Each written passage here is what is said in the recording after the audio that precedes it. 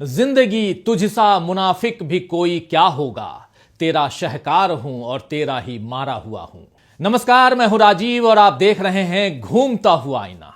राहुल गांधी ने संसद में मोदी सरकार से एक सीधा सा सवाल पूछा कि आप संविधान को मानते हो या मनुस्मृति को मानते हो। राहुल का सवाल बिल्कुल छोटा सा था और उसका जवाब देना बीजेपी के लिए मुश्किल भी नहीं था। सभी जानते हैं कि बीजेपी आरएसएस के निर्देशों पर चलती है और आरएसएस हमेशा मनुस्मृति का हिमायती रहा है। लेकिन राहुल के छोटे से सवाल का जवाब मोदी ने नहीं दिया, बल्कि संविधान पर चर्चा के अपने जवाब में मोदी ने जी भरकर नेहरू जी और इंदिरा जी को कोसा और कांग्रेस के लिए अपनी भड़ास निकाली। मोदी जानते थे कि वो अगर सीधे सीधे जवाब देंगे तो उनके चेहरे से नकाब उतर जाएगा। मोदी ने लोकसभा में तो अपना भाषण दिया, लेकिन राज्यसभा में भाषण देने वो नहीं आए, बल्कि उनकी जगह अमित शाह ने भाषण दिया और 18 दिसंबर को राज्यसभा में अमित शाह ने राहुल के सवाल का जवाब अपने तरीके से दे दिया। अमित शाह ने बता दिया कि अंबेडकर का नाम लेना फैशन बन गया है और इतनी बार अगर भगवान का नाम ले लें तो 7 बार स्वर्ग मिल जाए। राहुल के सवाल पर अमित शाह ने जवाब तो दे दिया, लेकिन इससे बीजेपी की असलियत सामने आ गई और अब अपने बचाव के लिए बीजेपी ने संसद की मर्यादा को ही दांव पर लगा दिया है। अगर कहूं कि बीजेपी ने संसद के शीतकालीन सत्र में देश के लोकतंत्र को ठिठुरता हुआ छोड़ दिया तो शायद गलत नहीं होगा।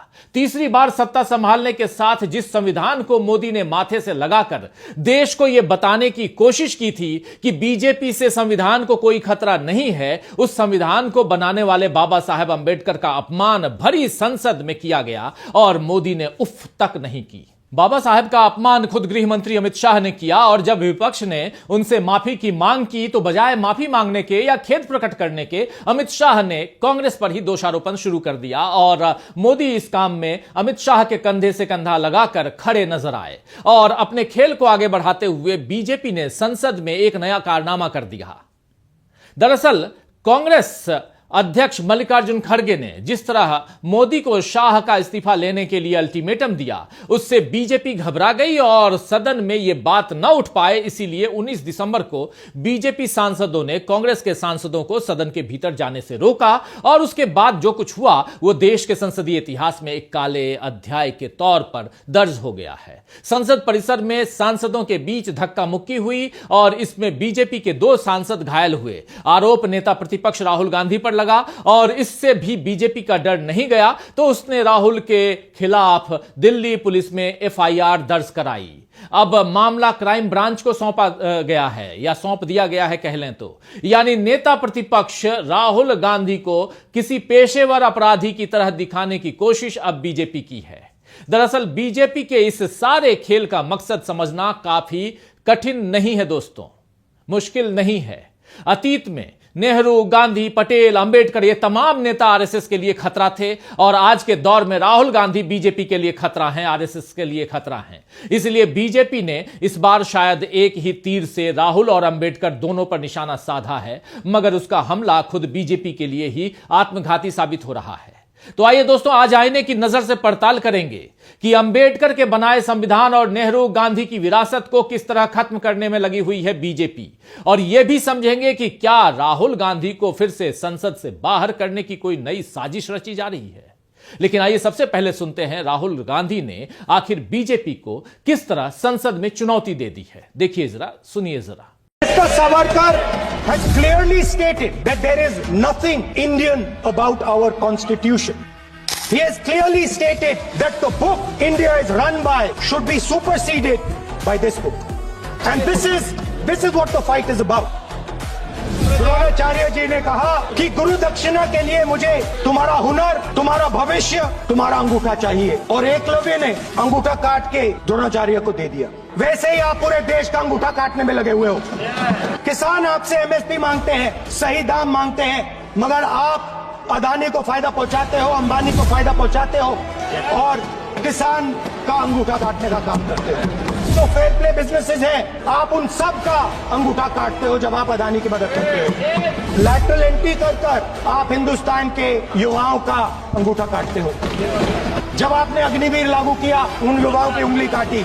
70 बार आपने पेपर लीक करवाया है, तब आप हिंदुस्तान के युवाओं के का अंगूठा काटते हो। कहां लिखा है कॉन्स्टिट्यूशन में कि दलित परिवार को बंद करके अंदर रखना है और उनके अपराधियों को बाहर घूमने देना है? कौन से कॉन्स्टिट्यूशन में लिखा है? ये आपकी किताब में लिखा हुआ है, मनुस्मृति में लिखा है, मगर कॉन्स्टिट्यूशन में नहीं लिखा। इसलिए जो मैंने वायदा किया था, यहां हम कास्ट सेंसस लागू करेंगे और उसके बाद हिंदुस्तान में एक नए तरीके का विकास होगा, एक नई तरीके की राजनीति होगी। राहुल गांधी ने संसद में जाति जनगणना कराने का ऐलान किया, हाथरस पीड़िता के परिवार के पुनर्वास का ऐलान किया, आरक्षण बढ़ाने की बात कही और सबसे बढ़कर संविधान को खत्म करने की साजिशों का खुलासा किया। इन सब वजहों से मोदी और शाह एकदम डर गए हैं। पहले भी बीजेपी राहुल से और उनकी नेहरूवादी राजनीति और गांधीवादी सोच से ही घबराती थी। अब उसका डर खुलकर सामने आ गया है। आप याद कीजिए कि मोदी के सत्ता में आने से पहले राहुल और सोनिया गांधी बीजेपी के निशाने पर रहे हैं। सोनिया गांधी के विदेशी मूल का मुद्दा बीजेपी ने लगातार उछाला और उसमें कामयाब नहीं हो पाई तो फिर उनके चरित्र हनन की कोशिशें हुई। खुद मोदी ने कांग्रेस की विधवा जैसे शब्द इस्तेमाल किए। सोनिया गांधी के बाद अब राहुल गांधी बीजेपी के लिए बड़ा खतरा बन गए हैं। जरा क्रोनोलॉजी समझिए। पिछले कार्यकाल में राहुल संसद में अदानी मुद्दे पर जवाब मांगते हैं तो मोदी सरनेम पर की गई उनकी टिप्पणी का मामला अदालत में खुल जाता है और जल्दी जल्दी सुनवाई होकर फैसला भी आ जाता है, जिसके बाद राहुल गांधी की संसद से बर्खास्तगी होती है। सुप्रीम कोर्ट के आदेश के बाद राहुल फिर संसद पहुंचते हैं और अदानी पर अपने सवाल पहले की तरह उठाते हैं। लोकसभा चुनावों में भी ये सिलसिला चलता है और फिर से संसद लगती है, फिर से राहुल के सवाल उठते हैं। लेकिन इस बार राहुल की संसद में ताकत और हैसियत दोनों बढ़ चुकी है। वो नेता प्रतिपक्ष हैं, जबकि मोदी बीजेपी को पूर्ण बहुमत नहीं दिला पाए और सहयोगियों के साथ मिलकर सरकार चलाते हैं। इस बीच अदानी पर भी कानूनी शिकंजा गहरा हो गया है। भारत में तो वो पूरी तरह सुरक्षित हैं, लेकिन अमेरिका, ऑस्ट्रेलिया, श्रीलंका, केन्या, इन तमाम देशों पर अदानी के खिलाफ सरकारों के बयान आ रहे हैं। अमेरिका में अदालत ने वारंट निकाल दिया। राहुल ने इस मामले को उठाया तो शीतकालीन सत्र के लगभग 15 दिन हंगामे में चले गए और जब संविधान पर चर्चा का मौका आया तो अपना चेहरा बचाने के लिए बीजेपी ने पहले बाबा साहब अम्बेडकर का अपमान किया और अब किसी न किसी तरह राहुल गांधी को गुंडा साबित करने में बीजेपी लग चुकी है। तो राहुल पर भारतीय न्याय संहिता यानी बीएनएस की धारा 117, 125, 131, 351 और 3/5 के तहत मामला दर्ज है। सोचने वाली बात यह है दोस्तों कि दो भारत जोड़ो यात्राएं राहुल गांधी ने की, जिसमें लाखों लोग उनके साथ चले। बड़ी संख्या में महिलाएं शामिल हुई और खुलकर राहुल गांधी से गले भी मिली, उनका हाथ पकड़कर अपने दर्द साझा किए। तब किसी महिला की तरफ से अभद्रता की कोई शिकायत नहीं आई और राहुल पर धक्का देना क्या, किसी से ऊंची आवाज में बात करने का मामला भी नहीं दर्ज किया गया, नहीं दिखा। और यहां संसद में कई कैमरों, कई पत्रकारों और कई सांसदों के होते हुए राहुल गांधी पर गुंडागर्दी करने के आरोप लगाए जा रहे हैं। मामले की जांच क्राइम ब्रांच को सौंपी गई है। हालांकि सबूत कहां से लाए जाएंगे यह अब देखना होगा। बीजेपी के इस सारे खेल में एक अच्छी बात यह हुई कि इंडिया गठबंधन एक बार फिर साथ मिलकर बीजेपी की साजिश का जवाब दे रहा है। अब तो बसपा सुप्रीमो मायावती भी बीजेपी के खिलाफ बोल रही हैं और अमित शाह से इस्तीफे की मांग कर रही हैं। मायावती ने भी अमित शाह से अपने शब्द वापस लेने और माफी की मांग की है, अन्यथा बसपा के लोग 24 दिसंबर को देशव्यापी आंदोलन चलाएंगे। कांग्रेस ने शनिवार को घोषणा की है कि आने वाले सप्ताह को पार्टी अंबेडकर सम्मान सप्ताह के रूप में मनाएगी। पार्टी के सांसद और वरिष्ठ नेता 2 दिन देश के अलग अलग शहरों में प्रेस कॉन्फ्रेंस करेंगे और 24 दिसंबर को हर जिले में अंबेडकर सम्मान मार्च निकाला जाएगा। 26 और 27 दिसंबर को कांग्रेस का बेलगामी में एक विस्तारित CWC सत्र और एक विशाल रैली होगी, जहां अंबेडकर और उनके आदर्शों के प्रति पार्टी अपनी प्रतिबद्धता दोहराएगी। यानी बीजेपी अगर इस मुगालते में रहे कि राहुल पर FIR करके वो अंबेडकर के अपमान के मुद्दे को डाइवर्ट करेगी, तो यहां बीजेपी ने फिर एक गलती कर दी है, क्योंकि कांग्रेस अब इस मुद्दे को पूरे देश में जोर शोर से उठाने की तैयारी में लग गई है। तो कहां बीजेपी की कोशिश थी कि संविधान पर चर्चा करवाकर वो कांग्रेस को कटघरे में खड़ा करेगी, और कहां अब खुद बीजेपी अपने फैलाए दलदल में गले तक डूब चुकी है। इससे निकलने के लिए वो जितना हाथ पैर मारेगी, उतना उसका असली चेहरा उजागर होता जा रहा है। इंडिया गठबंधन तो शुरू से दावा करता आया है कि बीजेपी के मन में संविधान या बाबा साहब अंबेडकर के लिए कोई इज्जत नहीं है, बल्कि उसकी कोशिश पिछले दरवाजे से संविधान को खत्म करने की है।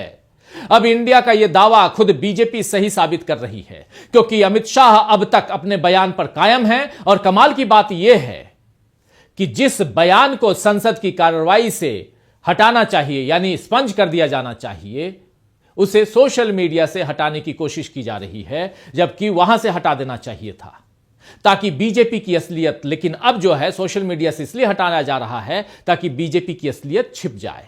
लेकिन यह कोशिश भी कामयाब नहीं हुई। आइए जरा सुन लेते हैं कि अमित शाह ने 18 दिसंबर को आखिर कहा क्या था। मान्यवर, अभी एक फैशन हो गया है, आंबेडकर आंबेडकर आंबेडकर आंबेडकर आंबेडकर आंबेडकर। इतना नाम अगर भगवान का लेते तो 7 जन्मों तक स्वर्ग मिल जाता।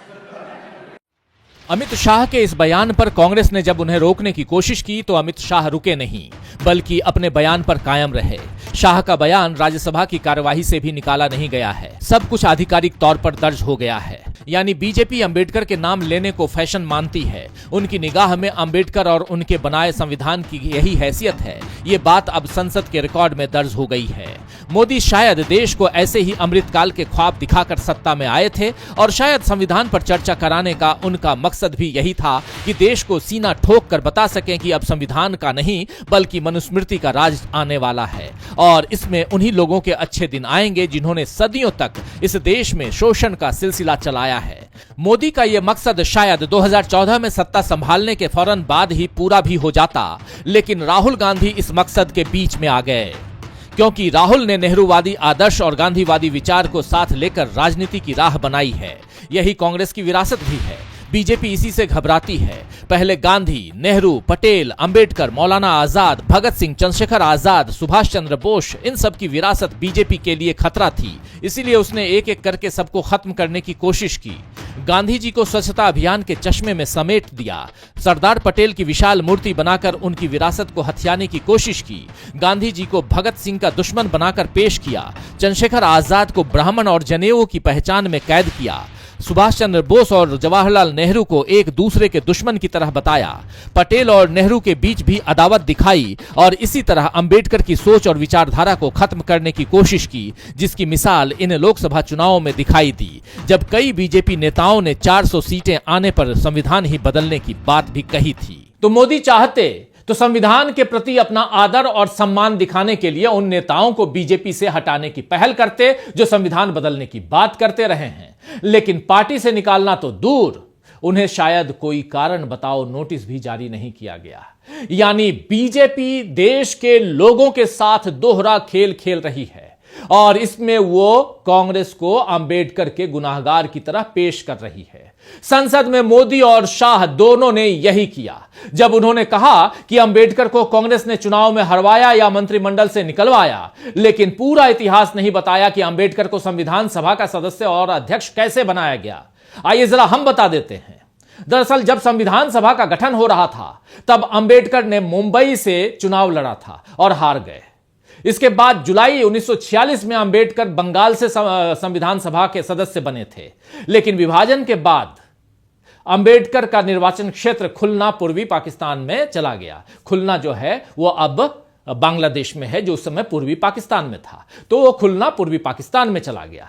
लेकिन गांधी चाहते थे कि अंबेडकर संविधान सभा में रहें। उन्होंने राजेंद्र प्रसाद और वल्लभ भाई पटेल से कहा कि मुझे हर हाल में अंबेडकर संविधान सभा में चाहिए। दोनों ने बाबा साहब को खत लिखे और फिर कांग्रेस ने मुंबई में अपने एक नेता M.R. जयकर को, जी हां M.R. जयकर को इस्तीफा दिलवाकर वहां से अंबेडकर को खड़ा करवाया और सदन में भेजा। इसके बाद डॉक्टर अंबेडकर संविधान निर्माण समिति के अध्यक्ष भी बने। बतौर कानून मंत्री अंबेडकर ने 11 अप्रैल 1947 को संविधान सभा के सामने हिंदू कोड बिल पेश किया था, जो उनके मुताबिक अब तक का सबसे बड़ा सामाजिक सुधार उपाय था। इसे नेहरू जी का पूरा समर्थन था, लेकिन संसद में जनसंघ और कांग्रेस के हिंदूवादी धड़े जो थे उनने इस पर साथ नहीं दिया और बिल पारित नहीं हुआ, जिसके बाद अंबेडकर ने इस्तीफा दे दिया। यानी कांग्रेस से कई मतभेदों के बावजूद गांधी और नेहरू अंबेडकर के साथ खड़े रहे। इसका इतिहास गवाह है। बीजेपी को यही इतिहास अब डरा रहा है दोस्तों।